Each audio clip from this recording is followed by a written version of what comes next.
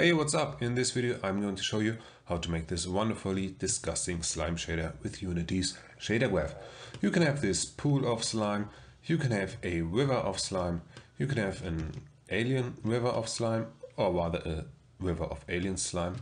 I don't know what that is. I just tried to find some of the most unappealing colors. You can have like this slime coming out of a pipe, right? And you can also put it on a sphere.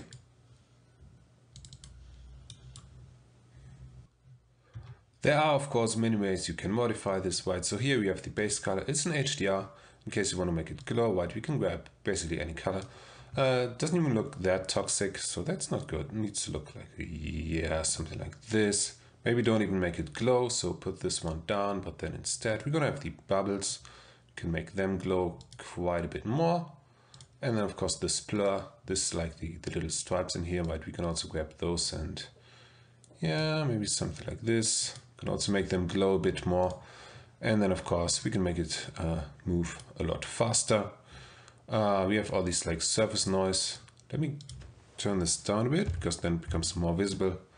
Right, so we can have the surface move a little bit more. Have this also at a smaller scale. Have to move this faster, though actually kind of breaks the illusion because you see, wait a second, that's some shader magic going on here. But yeah, so the bubble normal strength, I think this is pretty cool, right? Because, well, I shouldn't put it this high, but then if you look at these little bubbles, right, this is the normal map. No, this one is the normal map. So this one you can like really make them pop out.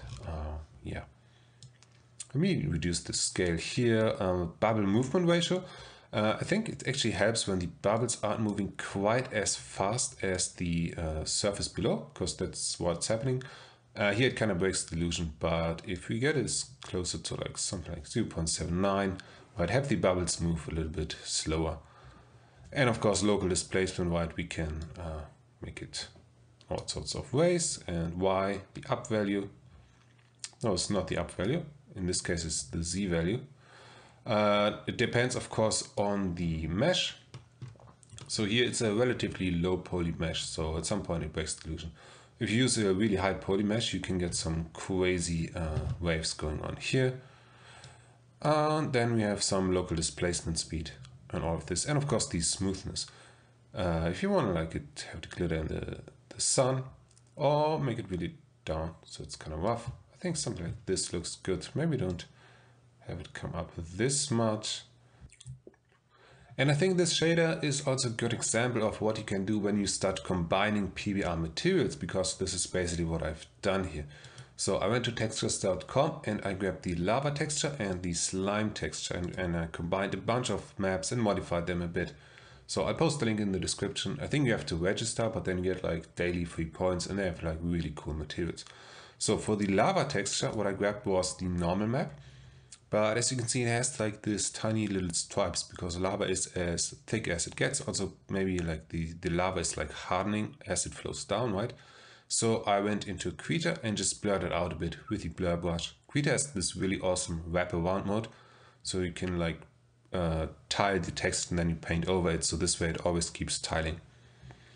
And I think I also grabbed, not the albedo, yes. So I grabbed the ambient occlusion, inverted this one, so this is what's going to make these splurs here. So these two is the one that I grabbed from the lava, and then the slime texture. This is the albedo, but I didn't even use it, right? I just used the base color.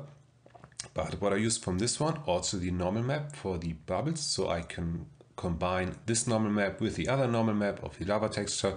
Also added this strength node that you just saw me adjust, and I also grabbed the height map and modified it so this is only white. So this way I can color the bubbles. So yeah, let's take a look how this is done. Okay, so this is the shader and the core components are the surface noise, which is offsetting the UVs in this kind of like noisy way. Then the flow that offsets the UVs in a much more like linear way. And we use this and we plug this into the bubbles, the splurs and the normal map. And then of course we're also going to do some vertex displacements, which as you can see is almost independent of all these other stuff. So let's talk about the surface noise first. And that is we're going to offset the UVs a little bit, and really just a little bit, as you can see here. right? So we have this time value that increases by 1 every second, and then we have a float for surface noise speed. We multiply it with the time and plug this into the angle offset. You can see here, if we have this offset and we just keep constantly increasing it, right? This is what we're doing here. So this way it looks like it's moving. And then the cell density, that is of course simply the scale of this. So let's connect this one here. So we have this noise. And I want to use this for the offset. But the danger here is that it means everywhere where there is a value of black, so a value of 0, we want to have 0 offset. Wherever we have a value of like white, which is a value of 1, we're going to have 1 offset, meaning shifting the entire texture from left to right and top to bottom. And this would highly distort the texture. So what I do here is I want to remap this, right? I'm getting a value of 0 to 1, getting in. And I want to remap it to something like 0 to 0.05. I think this is kind of like the maximum where it starts to look natural. Or rather where it still looks natural. Otherwise it's like, okay, this is clearly a Voronoi texture. And so I use the surface noise strength and I divide it by 100. That makes it a lot easier to set the values in the inspector. Right? I don't want to like drag a slider from 0.04 to 0.045, but I can just drag it from like 4 to 5 or something. So divide it by 100 and I plug this into the out, right? So I want to go from 0 to 1/100th of the surface noise strength. This is what we're getting here. Right now, let's see, I have it set to 1 really. Okay, so I'm 0 to 0.01 and then we get this. And I use this for the tiling and offset and plug this into the offset. And here just for example, I use this sample texture so you can see how strong that effect is, right? So if I have this texture here, on a side note, those wings, that's part of the texture. So, and if you can see, it's already moving just a tiny bit. This is the 1%, right? Because we say we want to have an offset of 0 to, 1. Just shift a little bit to the side. And if I start increasing this value, what's this surface noise strength? The more I increase it, like let's set it to, now it's like 20, that means 0.2. It's already getting quite strong. It's offsetting like 20% of the texture. And of course, if I were to set it to 100, now you can see how this is like synchronized, right? 0, no offset, and then all the way. And of course, this does not look very natural. So let's keep it to a very low value. And then of course, to have like a river of slime, you also need some flow. And this is like super simple, right? We take the time, then we have the flow, which is a vector 2. I divide it by 10, once again, just to make sure that it's a little bit easier to set those values in the inspector. And multiply this, so the time, that constantly increasing value, gets multiplied with my vector 2 for the flow. Let's actually set this to my maybe 0 and 1. And we put this in here, and we're also adding it to these surface noise. And I can show you that right here, like, of course, it's super simple. If I plug this in here, and now I plug this one into the offset, now the texture is just constantly offsetting on the Y value by 1 for, well, I'm dividing it by 10. So if I set this to Y 10, that means now it's for 1 second, we're offsetting the entire UV, right, by the 1 value. And then I just combine these with the add node. So I have the surface offset and the flow, and we're adding these together. We plug this into a tiling and offset node. So this one we can now plug into our sample texture 2D UV values. And one thing to note is I'm using the one we just calculated. I use this for the normal map and also the splurs, but for the bubbles, I just added a little bit of value, or rather, so I take this one, right, the bubble movement ratio. When I set it to 1, well, we multiply this by 1, which means it's exactly the same. But if I set it to something like 1.1, that means now all of this is happening a lot faster, right? So they would be offset faster. If I say like 0.9, then of course they're getting offset a little bit slower. And as I just mentioned, I just did that because that's kind of like what bubbles do. I don't know, maybe it's the wind direction, or they just move a little bit slower than like the things below, right? And actually, just for less distraction, let me disable the flow here. So flow 0, and let's put it to 0. So let's look at the normal map here.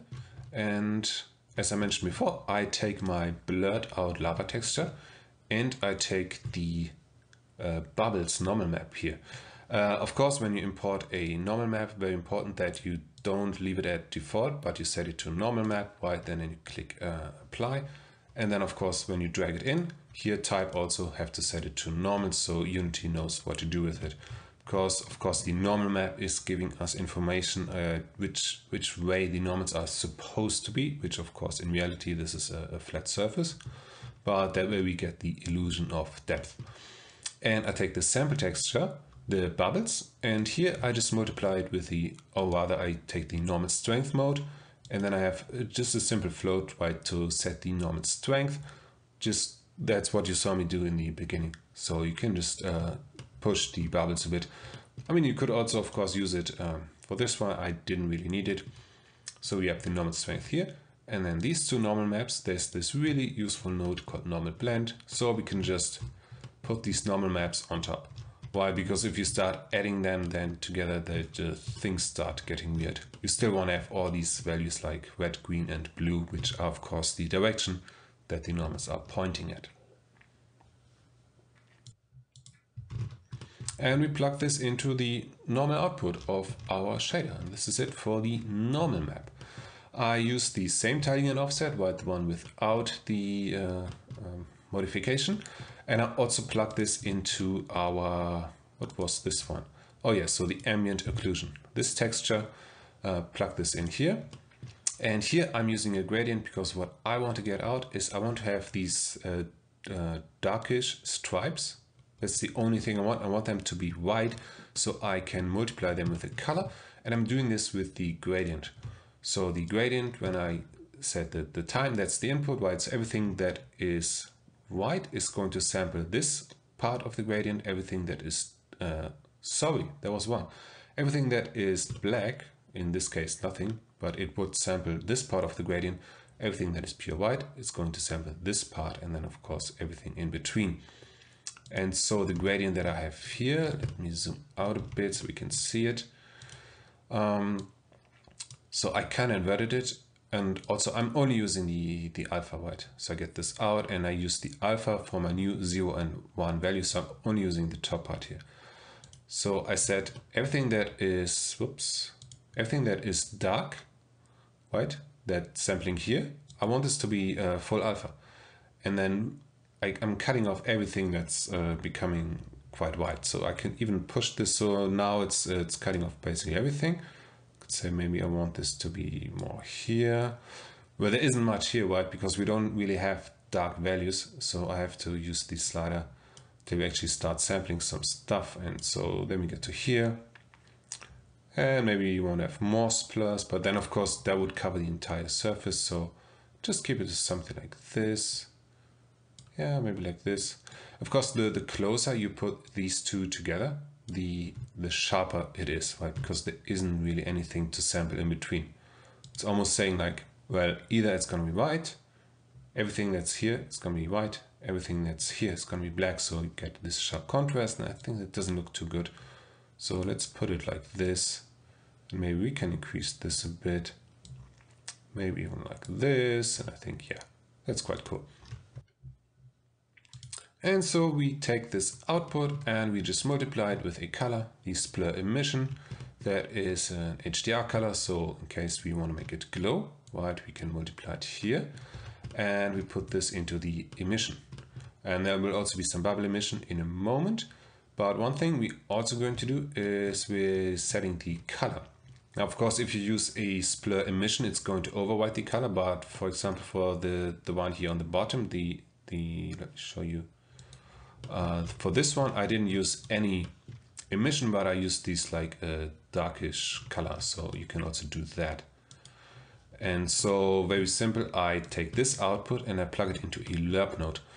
And I say, so wherever we plug in black, I want to use a value of 0. I want to use the base color. wherever we plug in a value of 1, we want to use the splur color. And of course, what we plug in is this map. So all of the black parts will still be the base color, and the white thing, that will be our splur color. And then of course, we plug this into the base color node. And of course, it wouldn't really be disgusting slime if we didn't have bubbles. And so, as I just mentioned before, right, I modify all of these offset and movement just a little bit, so they might be moving slower or faster. In all of these shaders, I made them move a little bit slower. So what we got out of here, the flow and the displacement, right, multiplied a bit, then also plug it, of course, into tiling and offset. And I use this here. I'm not using the bottom part right now, but I kept it in just in case you might want to use it. Also another interesting case of what you can do with all of these maps, just modify them and use them for whatever you need. So we had these, what was even the texture? Was the height map. So the height map, and very similar to what I did with these blurs, I'm interested in the bubbles. So I want this one to be white and everything else black, so I can multiply this with the emission. And again, the same thing, right? I use a gradient, plug this in here. This time I want to keep this same, like I want to go from dark to light, but just not as much. So I use these 0 alpha value, right? So everything that is under this, which gets these like middle gray tones, that's going to be purely invisible, not invisible, black. And everything here, I only use an alpha value of 75. So 75 out of 255. I just didn't want it to be too strong, because I don't know, that just made them glow too much. And so of course we can modify this, right? Maybe you want it even less. And once again, the closer you bring them together, the more contrast you're gonna get, like the sharper the edges will be. And of course, if you bring it all the way here, then at some point it's actually gonna catch the dark ones, right? Because now they're here, and in between here we actually have a bit of alpha value. So I just drag the 0 alpha slider all the way here. So I'm cutting off everything that's below that threshold, and this gives me this really useful map. And I plug this into the whoops, not seeing it, bubble emission color, multiplied, added to the splur color, and this is our emission. So we're plugging this in, and now we have the emission. And the last thing we're going to do is some vertex displacement, which should look very familiar right now. So we have the time, right, multiplied with a local displacement speed, which is just a float. And we plug this into the Voronoi noise, the angle offset, then of course the scale for the density, and we multiply this with a vector 3. So this is the local displacement strength. And then I take the position, so every vertex position relative to its object, and I'm just adding these values, right? So whenever I say like, okay, just add a bit on the y, then it's going to go up and down based on this, right? So 0 means nothing is going to go up here, and y means, well, it's going to go up by the strength that I set here. And then I simply plug this into the position of the vertex node. And this is really all there is for this shader. So I hope you learned something. And of course, as always, if you have any questions, feedback, criticism, just drop a comment below.